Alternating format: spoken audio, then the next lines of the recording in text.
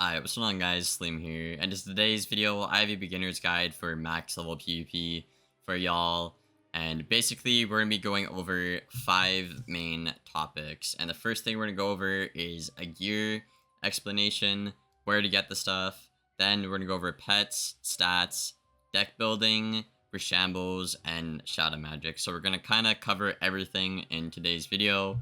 And real quick before we get into it guys, be sure to like and subscribe to the channel if you haven't already. I've been posting daily for 5 months now, and I also do stream twice a day. So I really appreciate it. And yeah, without further ado, let's get right into the video. So for this part of the video, it's the gear explanation. I'm basically just going to go over every piece of gear. So that's basically the Dragoon hat, Merciless stuff, you know, Uber, yada yada. I'm gonna go over where to get all of the stuff, and it is the same stuff applied to all 7 schools. I will show you guys the best stats for each school later on in the video, but if you just want to know one specific school's best build, I do have a whole video separated on the channel of all 7 schools, so just check it out if you haven't already. But yeah, let's get right into it, starting off with the Dragoon hat. So you get this from the Drains quest in Wizard City. You want to farm King Det or Vigor's Tomb and just really farm a lot, really. And that's really all there is to it. Next up, we have the Malia hat. You get this from farming Malister the Undying at the end of Darkmoor. You also can throw in some crowns in the chest if you'd like to. Next up, we have the Merciless gear, or the Merciless hat. You can get this from the last fight of Lemuria, or you can also craft it with the crafting vendor in Lemuria's Sky City. You need Synthoniums and Old One artifacts. You can get Synthoniums from farming Putty Power Rangers in the Heap, and you can get Old One artifacts just looking around Lemuria. Personally, I farmed Night Forest and Wildlands for my Old One artifacts. But yeah, that is the 3 main stuff for the hats. There also is the Uber, but I wouldn't really recommend this anymore. But you basically get this from the last fight of Caramel or crafting in Caramel. Next up for the robes, we got a couple of options here. The free-to-play way is the Dragoon robe. Again, you get that from farming in the Drains, King Det, or Vigor's Tomb. The Motorist robe is probably the best robe in the game right now, if I'm being honest. You get that from packs. There's no free-to-play way to get it, unfortunately, right now. Be sure you get the Motorist one, though. Not the Travelers, not the Autoists. You want the Motorist robe. Alternatives are the Gulcher robes from the Gulcher Horde pack in the Crown Shop. Sinister robe, which is from the Sinister Harlequin bundle on the website. And the Turquoise robe, which is in the Sky Riverine pack in the Crown Shop. And that's really all about it for robes. It's really pay to win, unfortunately, but a couple of the schools can really use the Dragoon robe effectively. So you're looking at, you know, schools like Balance, you're looking at schools like Ice, maybe Life. Have it the best for the Dragoon robe. Next up for the shoes, you're either going to want Merciless or Dragoon. There's literally no better option in the game right now. So again, Drains or the last fight of Lemuria. For the wands, you're probably going to want a Supreme wand now. As of the recording of this video, KingsIsle did take out the Christmas packs, which gave a lot of cool new wands that were super good for max PvP. If you did get them, I think they are from the Winter Wonder pack and also the new pack they released. So they give off-skill wand hits, pip conversion, pierce, and stuff like that. Those are solid wands. If you don't have that, I'd probably recommend going for a Supreme Wand or farming the Marshmallow boss in Caramel. So for the themes here, again, you have the Merciless, you have the Dragoon, and you have the Uber. So Drains, last boss of Lemuria, and last boss of Caramel or crafting. Real quick, I'm going to go over the jewels here as well. The best place to get health jewels is the last boss of Lemuria right now. You can buy some subpar ones from the Brandon guy over here. Or, sorry, Jordo, Mistborn, his brother. You can get the 135 health jewels, I believe. And you can also get flat resist jewels here, which are pretty solid. And you can get the pip chance jewels here as well. However, you can't get good accuracy jewels here. You can just get the pips, the flat res, and the health jewels from this guy here. But again, you could farm the last boss of Lemuria if you want as a PvE alternative. Pierce jewels here, you can buy the jewel packs in the crown shop for your respective school. You can farm Thief's Den in Mirage. You can farm Mooncliffs, Last Wood, and Chrysalis. Those B guys, they're pretty good as well. Personally, I just bought a bunch of jewel packs. I kind of went, you know, cheap on that. Kind of lazy. I don't want to talk about it, you know, dude. And then we have the accuracy ones. Again, the best one is 15% from the last boss of Lemuria. I would definitely recommend getting it for your school if you can. But if you can't, you could always buy a jewel pack to get a 13% or a 14%. You also can farm 13 or 14% quite easily throughout the later worlds, like Caramel drops them quite a bit. Even Lemuria drops a couple of them as well. And you also can craft these jewels as well. In Wizard City, you can get the recipe. I think in the Pet Pavilion, if I'm not mistaken, but I could be wrong on the crafting part. I don't really do that. Next up, we have the amulets, sorry. So again, Dragoon in the Drains, Merciless in the end of Lemuria, Uber at the end of Caramel, or you can go to Brandon Mistborn over here, where you can get the actually Cosmic or Paragon amulets here. So you can do a lot of Shambo stuff with this, a lot of fun strategies. So definitely cop one of these, or cop any of these in my backpack. I have videos explaining what the best amulet is for each school if you want to check that out. That is elsewhere here on the channel. Next up, the ring. You're going to want the Aphrodite ring. There's literally no better ring in the game right now. I know some people like to say the Duelist is kind of decent, but for a school like Ice and Balance, you would lose so much health, so much pips, and it's just really not worth it. I would have to recommend suffering through Aphrodite to get this ring. It is very, very, very important. I know we all hate it. We all hate that last boss at the end of Darkmoor, but it is worth it in the end, guys. Trust me when I say that. Next up, you're probably going to want the 2% Pierce mount. So that comes in the form of the Volapine Avenger and the Clockwork Courser. So they're both bundles that, actually, they're not both retired. You can get the Volapine one sometimes when they bring it back on the website. The Clockwork one is retired, I believe. But they also do bring them back here in the Crown Shop every now and then. So keep your eye out for it. It's typically around 7k crowns, guys. And I would definitely recommend the 2% Pierce mount for literally any school in the game. Other alternatives could be like the Rock mount from the Sinbad pack. The Bronto with the pets to get that extra 5 damage or so is also pretty good. Or Life Gulcher, or any Gulcher for that matter, but personally, I think the Clockwork and the Fox is the best. Next up for the decks, I'm going to recommend the Duelist deck. Again, you have to farm tournaments for this one. Right here from Brandon, get the 131. I think this is the best deck in the game, personally. The stats are just so good. The crit and block is very helpful. The copies are also very good as well. And your conversion is very, very high. However, if you don't have that just yet, other alternatives are the Omen deck from Polaris, which is also basically the same as Rasputin's deck in Polaris, if you didn't know. Or you can farm the Supreme Old Ones deck, or the Supreme Judges deck, I think it's called.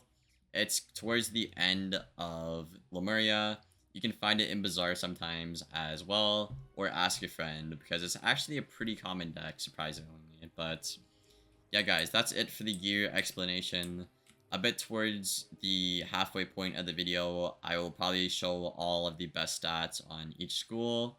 And if you guys are curious about where to get something when I'm showing that off, you can just go back to the start of the video here for reference and see where to get each piece of gear. But let's get on to the next point, which is going to be the best pets and the best pet talents for each school.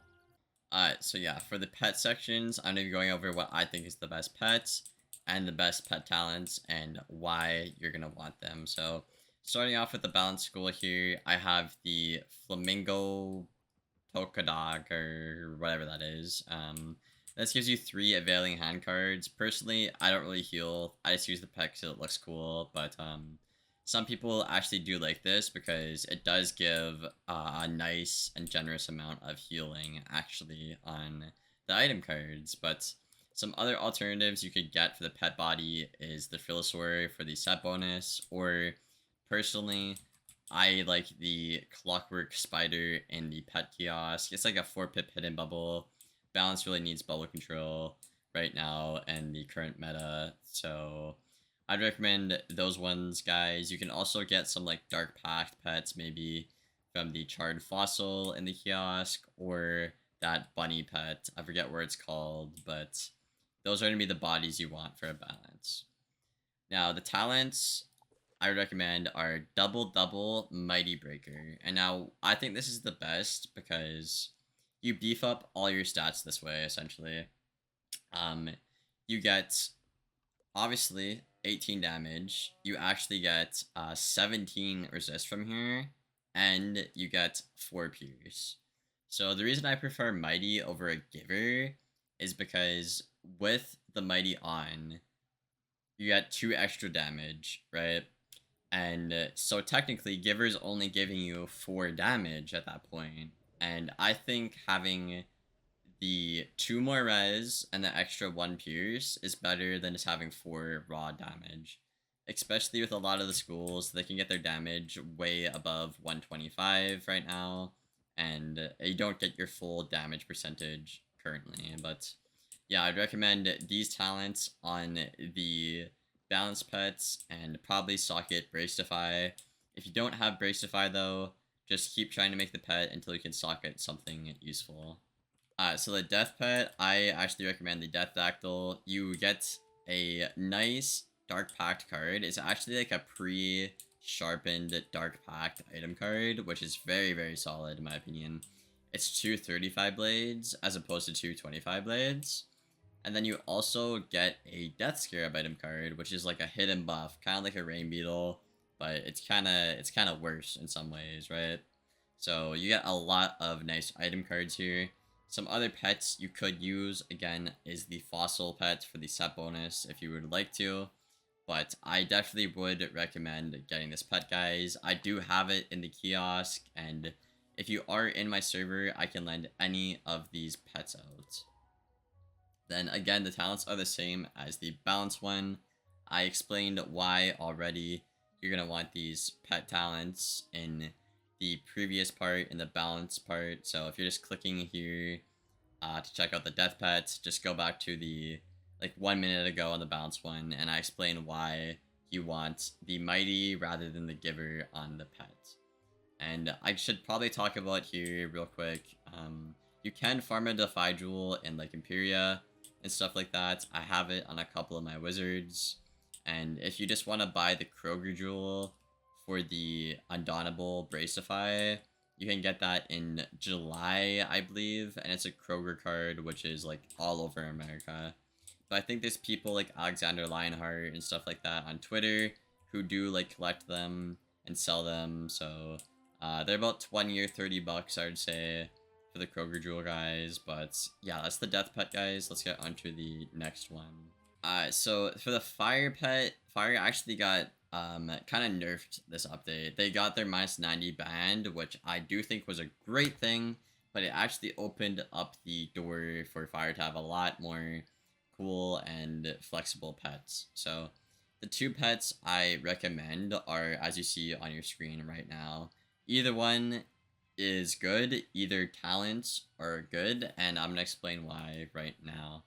So the Lord of Summer gives you an extra 35 bubble copy, so you get a free hidden bubble essentially in the form of a 2-pip bubble. It's very, very good. And the Charred Fossil gives you a 35 Dark Pact item card. And on a school like Fire, you get weakness quite a bit, and you typically OT into a Shad anyways. So both of these are very good. I actually wouldn't recommend a Filosaur though. because fire gets just way too much damage. Honestly, they get like 140, and then they lose like half of that damage with the damage intersection. It's really not worth it in my opinion. I would stay away from the Fearless Warrior and go for either one of these pets. So yeah, the talents you're gonna want are definitely Sniper. You need that so you don't fizzle at all. Um, they're about the same. The only difference is Dealer and Piercer. They kind of even out to about the same damage, if I'm being honest. I think Dealer is a tad bit better, but the reason why Piercer isn't bad is because with the builds you'll see in the later part of the video, you already have like 133 damage, so you might as well crank your Pierce up a bit more since you already meet the damage intersection, right? So yeah, I recommend either one of these pets, guys, and let's get on to the next pet. For the ice pet, again, it is literally the same thing as the balance and the death pet. It's a very common trend in Wiz right now. A lot of people love these pet talents for good reason. It's a good, flexible, reliable mix of pet talents. So again, double, mighty breaker, but you're gonna want this on a blimp body pet because it gives you 235 bubble cards, which is absolutely cracked and ridiculous in my opinion. Ice can get bubble control pretty much the easiest in the game, aside from life if they pack Sanctuary, obviously. But this literally just gives you free reign and free terror to have bubble in a PvP match.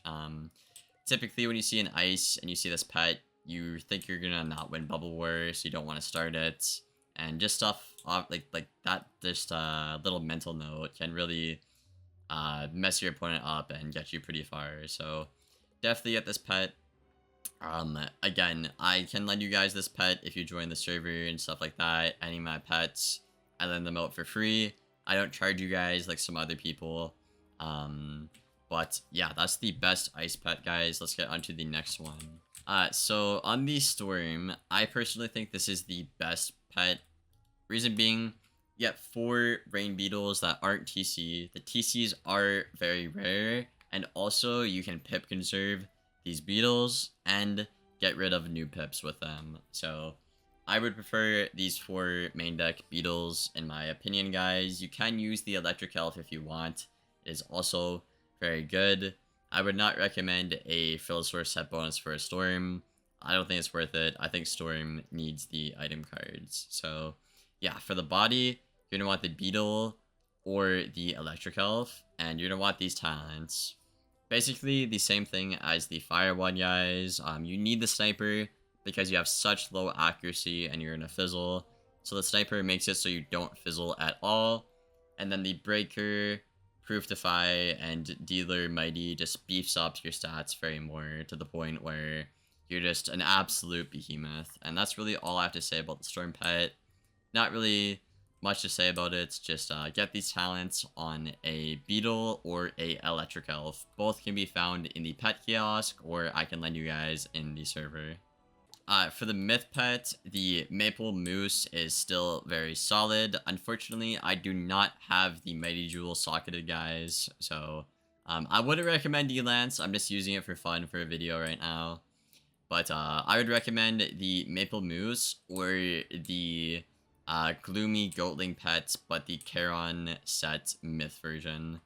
So, the reason you would want the Charon set Myth version is because if you combine the mount with the set bonus pet, you actually get 1 extra pierce and 1 extra damage, as opposed to a Gulcher or a pierce mount. So combining those two would be the best, but personally, I just don't have the pet. It's super rare, it's super hard to find, so I don't have it, but Maple Moose will do you just fine. You're gonna want these pet talents, again, Proof Defy, Dealer, Breaker, Mighty, and Sniper. You need Sniper so you don't base fizzle on the Myth, and again, you just want Mighty to beef up the stats. So for the Myth, Storm, and the Fire, the talents are all the same, but obviously the pet body does change. So get these talents, again, Mighty socketed or vice versa in the pet pool. get these talents for sure on a Maple Moose or on the Charon's Pet. For the life pet, again, we have a double Mighty Breaker. This is like the fourth or the fifth. This is the fourth pet you've said to get these talents on, Liam. Are you a maniac? Maybe. Who knows? But again, these talents are just so good. Basically, again, to reiterate, guys, on any school where you don't really need accuracy, so basically everything but Storm, Myth, and Fire, you're gonna want these double Mighty Breaker talents. They're just so good. They beef up your stats, and they're amazing. The reason I'd recommend the Lumi is because of the 2 life fuels. They give you a lot of offensive pressure. Some other alternatives are a Frillasaur. That's kind of decent. Or I'd probably recommend a, what is it called again? The Dark Pact item card from the Bunny pet. Or the Charred Fossil as well is pretty good. But aside from that, life doesn't really have a lot of good pets at the moment. So yeah, either a Frillasaur, a Fern Lumi here, or the Dark Pact item card pet with these talents again, guys. But that sums it up for the pet section of the video. Let's get on to the next part. So for this point, I'm going to be talking about decks and how to build them. But real quick, I just want to say I made a whole different video on the channel a couple months ago going in depth about how to build a deck. So if you need help with decks and, you know, deck building, you should definitely check that video out. I went very into detail on it. I'm probably not going to go too much into detail on this part because we're already like 20 minutes into the video. So basically, there's 2 things you want to look at when you're building a deck, and one is how big your deck is. Typically, the bigger your deck is, the more defensive you're going to play. That's just naturally how it goes. If you're on a smaller deck, you can play more aggressive, you can pull more stuff that you want, likely. And the second point I'm going to bring up is the bigger you do make your deck and the more copies you add, you're going to have to compensate for that. So what I mean by that is my normal deck I use is typically about 3 shads with about a 4.5 row deck, right? So it's looking something like that. But if you want to add in, you know, some looms, some hunting worms, I don't know, a couple more centaurs, you know, a couple hidden shields, then you're going to pull this stuff more than you're going to pull your shads and your other cards. So to compensate for that, you're going to want to add more shads to make up for that percentage less that you're losing from adding more cards in, essentially. Because the way it works is if you have a bigger deck, there's more numbers and RNG factors going into it, so you're less likely to pull stuff. So to make that easier, you're going to want to add in more copies of the cards you want to pull. So if you have a full deck, I'd probably recommend running about 5 or 6 shad hits and about 3 or 4 strikes, ideally. But if you do make your deck about, like, you know, half the size of that or 3/4, I think 3 strikes will be fine, and about 4, maybe 5 shads will be good. But I don't know, it's a little bit confusing, guys. I know, again, check out my video if you need more help about it. I went way better in depth about it. I'll probably link it in the description below or in the comments. So yeah, that's it for this part. Let's get on to the next part, guys. I'm going to be explaining the new Rochambeau update and Shadow Magic. So I guess we'll talk about Shadow Magic really quick since it's kind of something quick and minor. However, it is a big part of the game at max PvP. So right now at 150, you're typically going to get around 147, 142 shad rating with a normal good glass cannon build. Honestly, anything above 140, I would say is pretty good. Anything below 140, you're kind of getting into a ground where you're going to get outshotted quite a bit. So I would recommend keeping your shads around 140 if you can, to the best of your ability. But basically how it works is, let's say I go first in a match. I get to click my cards first, obviously. I get free tempo. But the guy who goes second will actually get a free turn of their shadow meter. So what I mean by that is, let's say Mr. Justin right here, right? He goes first, and then I have to wait for him to click his card. Naturally, since I'm second, I'll start off probably about like 20% to my first shad rating. Now, this is kind of a way to nerf and buff who goes first and second in a matchup. Because back in the day, the guy who would go first would always just win and have an advantage now. But now if you go second, at least at max level, you get an extra pip and some shad rating to make up for that extra bit of loss of tempo. However, if you do go second and your opponent still has better shads than you, it is still possible for them to outshad you and get the shad at the same time as you do. So you do need to be careful. So for most consistent gameplay, again, I'd recommend running above 140 shad rating, and you'll see where to get the shads and stuff like that in the next part of the video, where I show off the best builds on each school. Also, real quick, I should probably bring up, you can only have 2 shads at maximum. So, for example, you typically can either do a shadow enhanced hit twice, like Grenadier. I can double Grenadier my opponent, or I can strike Grenadier my opponent. So, you'll have to find out, judged on the premises of your match. Do I want to double hit? Do I want to strike and then use one shadow enhanced hit and then spam some other hits? It really depends. There's a lot of different stuff you can do, and that's honestly what makes Shadow Magic kind of interesting, in my opinion. There's a lot of different ways to play the game, but let's talk about the Rochambeau parts now. So with this Rochambeau update, I've been asked quite a bit about how the gambits work, and how a blade counter, a trap counter, an overtime counter works. So we're going to quickly look into that here real quick in the deck. So the first thing you'll see here is cards like Oni's Naturalism, and it looks kind of confusing, but basically once you get an idea for the icons, basically this icon right here where my cursor is a trap on yourself.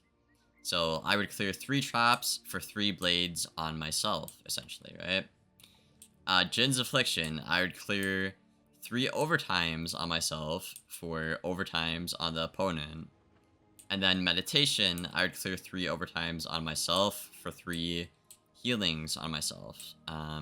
So on and so forth. Clear 3 traps for 3 overtimes on myself. You kind of get the premise of the icons here. Again, if you got confused, just pause the video and pay attention to where my cursor was and what I was explaining. And now for gambits, basically gambit means to sacrifice something. So for example, to get a ×2 life scion gambit, you need 2 overtimes on yourself. So you could cast that for 2 rounds, or you could get that set up with a Rochambeau card. So basically, you'd have 2 overtimes on yourself, and if you meet that requirement, you can cast this card, and then it will do double damage, essentially.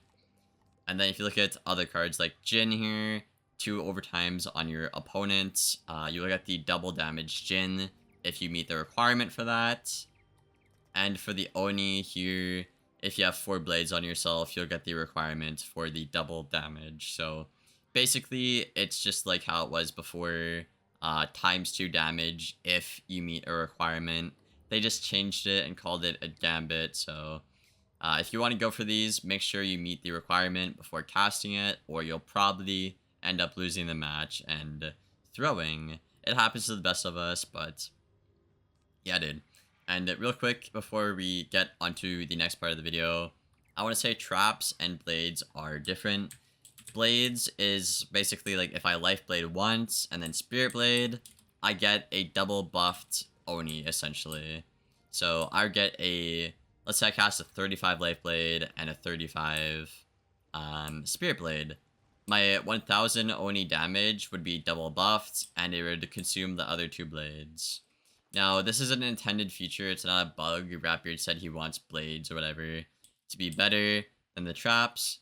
And traps is actually the opposite of this. Traps, it eats the buffs first, and then it buffs. So, for example, if I, trap a guy 8 times, right, and then I go for a gambit, double damage trap gambit, it'll first eat the most 4 recent traps on the opponent, and then the other 4 will be the buffed on the hit, essentially. I hope that made some kind of sense. I know it's a little bit confusing, but basically, Gambit, it just means a double damage requirement for something, and you can set that up how you like, and that's really about it for the Shamble stuff, guys. Again, if you want to know more about the icons and reading it, just go back and rewind the video to where I was pointing my cursor and what I was talking about. You can apply that to your cards for your respected schools, but let's get onto the last point of the video, I believe, and that is the best builds for each school, for all 7 schools separately. So if you want to see more detail stuff, and when I talk about the details on it, check out those other videos here on the channel. Again, I should be linking all this stuff in the description or the comments below, but I'm just going to quickly fly through it real quick. So on the life, you're going to want the Merciless Hat, the Motorist Robe, the Merciless Shoes, the Merry Wand. You can also use the Supreme Wand if you want, though. Merciless Athame, Merciless Amulet, Aphrodite Ring. This pet, obviously I showed you guys it already with the Bracify. Gulcher or the Clockwork Fox works great. And then you're going to want the Duelist deck or the Supreme deck, but I probably lean towards the Duelist deck more.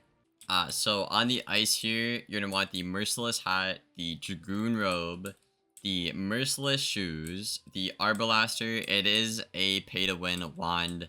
Unfortunately, you get this from the Lemuria Sky Bundle on the website, I believe. You're going to want the Merciless Athame. I use the Dragoon Amulet. I use the Aphrodite Ring. Obviously, the pet, y'all saw it already. The Pierce Mount or the Gulcher. And then I would recommend the Duelist deck on this character. On the Fire Wizard, you are going to want the Merciless Hat, the Motorist Robe, the Merciless Shoes, the Supreme Eruption Staff, Merciless Athame, a Death Mastery Amulet from Brandon Mistborn in the Unicorn Way, Aphrodite Ring, the pet, then a 2% Pierce Mount with the Duelist deck. You will need a 15% Jewel for the Fire, so you can get 30 accuracy. In the Storm, you're going to want the Merciless Hat, the Motorist Robe, the Dragoon Boots, the Supreme Electric Staff, the Dragoon Athame, the Dragoon Amulet, the Aphrodite Ring, the pet, Clockwork Courser, and the Duelist deck. On the Death, you will want the Dragoon Hat, the Motorist Robe, the Merciless Shoes, the Supreme Wand, the Merciless Athame, the Merciless Amulet, the Aphrodite Ring, the pet, a Clockwork Courser, and the Duelist deck or the Supreme deck. On a Myth, you're going to want the Merciless Hat, the Motorist Robe, Merciless Shoes, Supreme Wand, Merciless Athame, a Death Mastery Amulet, Aphrodite Ring, the pet, a Clockwork Courser, and the Duelist deck or the Supreme deck. On the Balance, you're going to want the Dragoon Hat, the Motorist Robe, the Merciless Shoes, the Supreme Wand, Merciless Athame, Merciless Amulet, Aphrodite Ring, the pet, a Clockwork Courser, and the Duelist or the Supreme deck. However, Balance is one of those schools where you actually can kind of do 2 builds here, so I'm going to quickly show off what the other build would be. So the alternative, more defensive Balance build would be the Malister Hat, the Tier 1 Gulcher Robe, again from the Gulcher Horde pack, Merciless Shoes, Supreme Wand, Merciless, Aphrodite Ring, the pet, Clockwork Courser, and obviously the Supreme deck or the Duelist deck. But yeah, guys, I really hope you guys enjoyed this video. I really hope it helped you guys out. This video took me about 6 hours to make. I sat down and I spent my entire day working on this video, essentially. So if you could please leave a like, I would really appreciate it. And maybe sub to the channel if you haven't already. I would really appreciate it, guys. But yeah, without further ado, I guess I'll see you guys in the next video tomorrow, or see you guys in one of the streams. And as always, take care, guys.